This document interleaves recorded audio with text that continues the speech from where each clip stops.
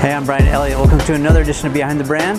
Let's go check out our next story. Hi, I'm Greiner, and you're watching Behind the Brand.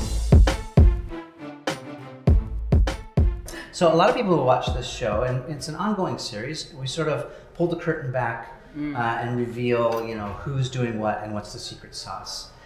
Give us some of your best advice. Imagine like we're talking to 21-year-old Lori Greiner just a couple of years ago, I'm sure. And Just a few. Tell her what you would say to her right now, just coming out of college. I would say go for your dreams. Go to do whatever you want. There's nothing stopping you. I believe that if there is any goal that you have for your career, for your life, all you have to do is put your mind to it and then do all the smart things in which to make it happen. I don't know the word no. So I would say be fearless, be driven, be confident, and don't worry about what happens. Make it happen. It's good advice. Now, do you speak from experience? Do you say that because you did the opposite? Or were you ever in a position where you were fearful or you were hesitant? Or? No, actually, I'm not saying this in an arrogant way, but I just think I always knew that I was an entrepreneur. I wanted to be independent. I didn't want to work for anybody else. I knew my personality type. I was very creative, and I just needed to find what it was I wanted to do. And I fell into it accidentally. I think what I hear people talk about that stops them often is a lack of confidence or a lack of or concern. They don't want to put in the time that it's going to take. So they'll say, well, I really wish I could do this, but they want someone else to do the work for them. That's not what I would tell people to do. I would say you're probably not an entrepreneur. But I think anybody starting out, whether they want to be an entrepreneur or not, I think you really just have to figure out what it is you love. And then how can you do it? Because if you're doing what you love, you'll do well at it. And I don't know. My whole philosophy is you can make anything happen.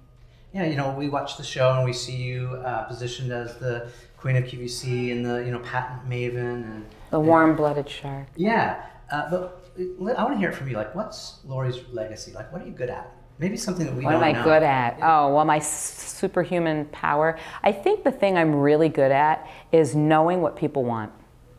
I just have a gut, innate instinct for knowing what people want.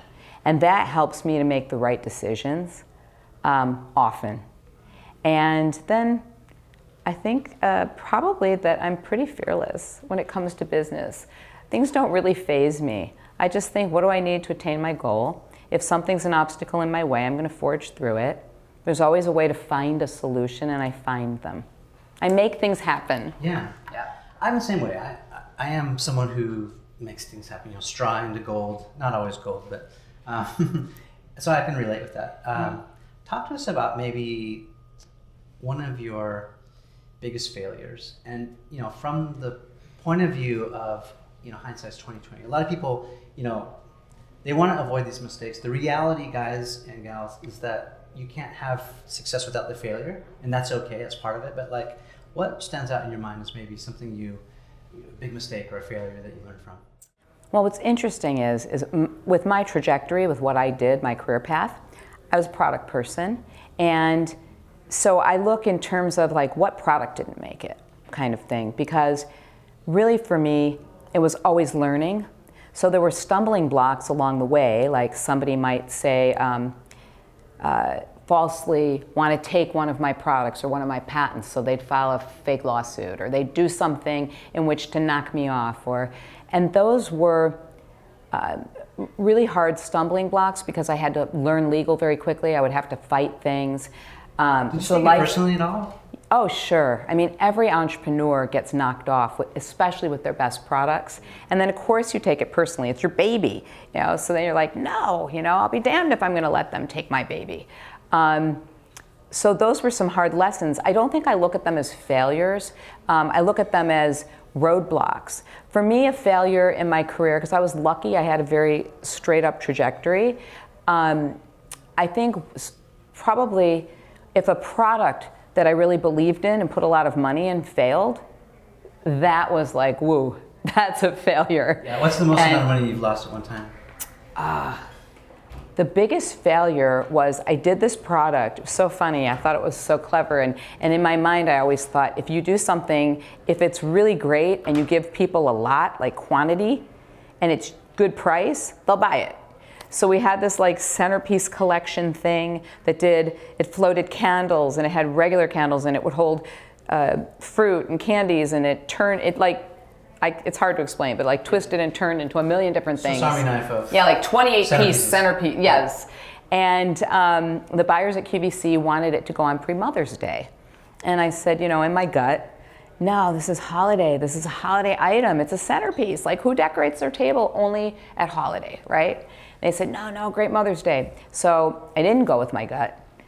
Had it be a pre-Mother's Day present, I think we brought in like 100,000 pieces, and I think I sold like 30 for one day. It was a one-day selling thing, and that was tragic. It was like, oh my God, what are we gonna do with these?